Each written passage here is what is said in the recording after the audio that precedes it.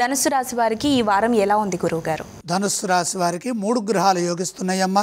రాహువు 3వ రాశిలో, సప్తమంలో గురువు, ఏకాదశంలో చంద్రుడు.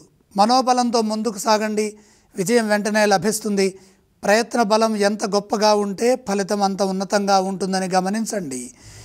కృషిలో ఎటువంటి లోపం లేకుండా మీ కర్తవ్యాలను మీరు సకాలంలో నిర్వర్తించడం ద్వారా, ఆత్మవిశ్వాసంతో పనిచేయడం ద్వారా పరిస్థితులను అర్థం చేసుకుంటూ ముందుకు సాగినట్టయితే తలపెట్టిన కార్యక్రమాల్లో, అలాగే ఉద్యోగంలో, వృత్తిలో, వ్యాపారంలో విశేషమైన శుభాలు సమకూరుతాయి.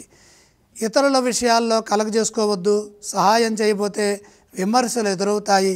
సాంకేతిక లోపాలు ఏర్పడకుండా సున్నితంగా సంభాషించండి.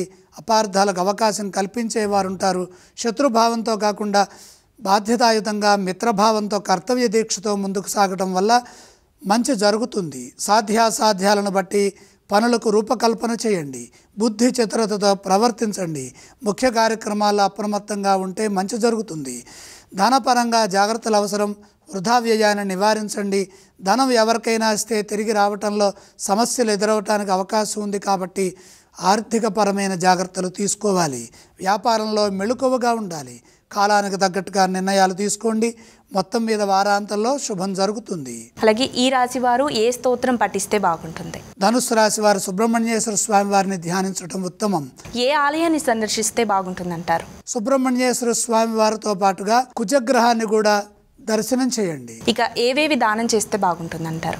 కుజప్రీతిగా కందులు కొద్దిగా దానం చేయండి.